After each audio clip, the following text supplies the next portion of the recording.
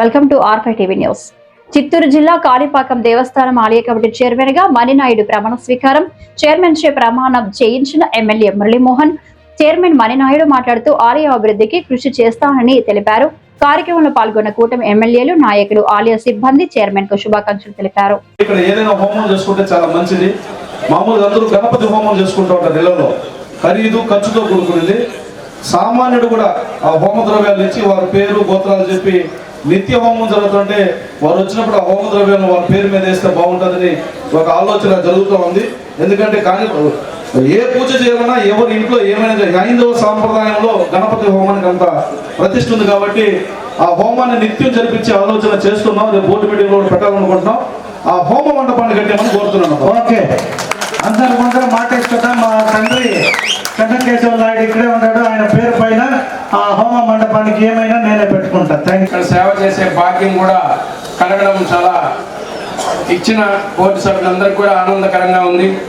ఈ సంవత్సరమే ఈ స్థాయి దాటి, అంటే స్థానికంగా మెంబర్షిప్లు అంతా ఇస్తా ఉన్న స్థాయిని దాటి ఇది రాష్ట్ర స్థాయికి వెళ్ళిపోయింది. అలాగే రేపు దేశ స్థాయి కూడా ఈ మెంబర్ని కూడా దేశం మొత్తం నుంచి కూడా వేసే అవకాశాలు వస్తాయేమో. అంటే మనకు కొంత బాధ ఉంది, లోకల్లో వాళ్ళకి ఇవ్వకుండా అంతా బయట వాళ్ళకి ఇచ్చే ప్రాబ్లం అయితే ఒకటి ఉంది. కానీ మీరు ఎప్పుడైతే ఇది ఫస్ట్ ఎమ్మెల్సీ అభ్యర్థిగా నన్ను ప్రకటించినప్పుడు నేను డైరెక్ట్గా ఫస్ట్ వచ్చింది ఇక్కడ కాణిపాకంకి వచ్చాను. డైరెక్ట్గా నన్ను రిసీవ్ చేసుకుంది మణన్న. అప్పుడు మణన్నతో పాటు ఇక్కడ ఉన్న మన తెలుగుదేశం పార్టీ కుటుంబ సభ్యులు చాలామంది రిసీవ్ చేసుకొని ఫస్ట్ ఇక్కడ పూజ చేసుకొని క్యాంపెయిన్ అనేది స్టార్ట్ చేశాను.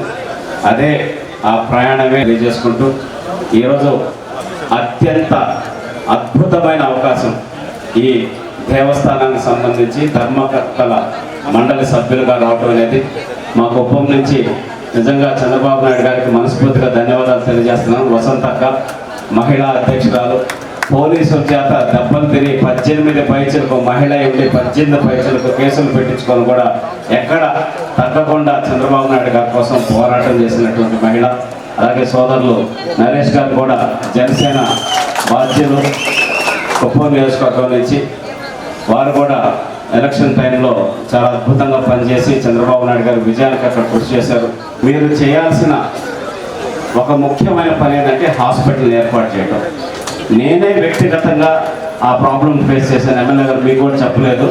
నేను మా మిస్సెస్ ఇక్కడికి దర్శనానికి వచ్చాను. తనకి అన్ఎక్స్పెక్టెడ్గా హెల్త్ ప్రాబ్లం వచ్చింది. సడన్గా కొంచెం అన్కాన్షియస్ లాగా అయిపోతే చూస్తే డాక్టర్ లేడు ఇక్కడ.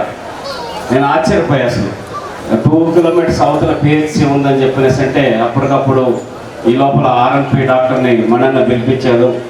మళ్ళీ అక్కడి నుంచి నర్సెస్ వచ్చి అంతా ఈ లోపల ఏదో బై గాడ్స్ గ్రేస్ స్వామి దయవల్ల ఎటువంటి ఇబ్బంది జరగకుండానే ఒక 2 అవర్స్లో మళ్ళీ నార్మల్ అయిపోయిన తర్వాత వెళ్ళడం జరిగింది. అప్పుడే కలెక్టర్ గారితో కూడా మాట్లాడడం జరిగింది. నేను అంటే పెద్దలు మాన్యశ్రీ ఈ పదవి ఇచ్చినటువంటి తెలుగుదేశం పార్టీ నాయకులు నారా చంద్రబాబు నాయుడికి పాదాభివందనం చేస్తూ, లోకేష్ బాబు గారు, పవన్ కళ్యాణ్ గారు, అదేవిధంగా బీజేపీ మోదీ గారికి అందరికీ కూడా నా యొక్క పాదాభివందనం చేస్తున్నాను. ఈ యొక్క కార్యక్రమానికి విచ్చేసినటువంటి వేదిక పైన పెద్దలందరికీ కూడా ప్రతి ఒక్కరికి పేరు పేరున నమస్కారాలు తెలియజేస్తున్నాను.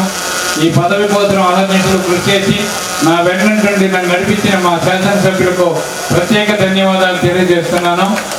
అదేవిధంగా ఈ నియోజకవర్గంలోని నాయకులకు, కార్యకర్తలకు, నాకు 14 గ్రామ ఉభయదారులకు అందరికీ కూడా నాకు సహాయ శాఖలు అందించిన ప్రతి ఒక్కరికి పేరు పేరున కృతజ్ఞతలు తెలియజేస్తున్నాను.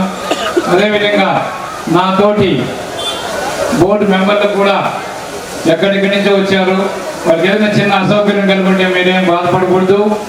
మీకు ఎటువంటి ఇబ్బంది లేకుండా ఈ దేవాలయంలో అన్ని సౌకర్యాలతో బోర్డు విషయాల్లో కూడా అన్ని విధంగా పెద్దలు వేదిక పైన పెద్దలు ఇచ్చినటువంటి సలహాలన్నీ పాటిస్తూ ఈ యొక్క దేవాలయం గురించి నాకు గతంలోనే ప్రత్యేకమైనటువంటి అనుభవం ఉంది కాబట్టి ఇక్కడికి విచ్చేసిన పెద్దల సలహాలన్నీ తీసుకొని దినదినాభివృద్ధి చెందుతున్నటువంటి ఈ దేవాలయాన్ని అభివృద్ధి చేసేదానికి నా ఛాయశక్తిలో కృషి చేస్తానని చెప్పి ఆ భగవంతుడి సాక్షిగా తెలియజేస్తున్నాను. జై హింద్.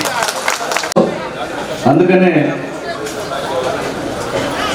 ఇప్పటికే round the clock doctors nurses available ఉండే విధంగా ప్రపోజల్ కూడా ఎండోమెంట్ డిపార్ట్మెంట్కి వెళ్ళడం జరిగింది.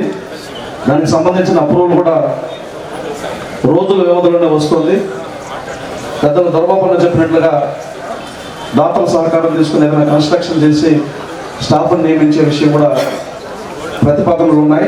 కాబట్టి రేపు అజెండాలో కూడా అది ఉంది. ఆల్రెడీ డాక్టర్స్ నర్సెస్ తీసుకునే అప్రూవల్ విషయమై రౌండ్ ది క్లాక్ 3 షిఫ్ట్లో పనిచేసే విధంగా ప్రపోజల్ ఎప్పుడో వెళ్ళిపోయింది. సో అది పైప్ లైన్లో ఉంది.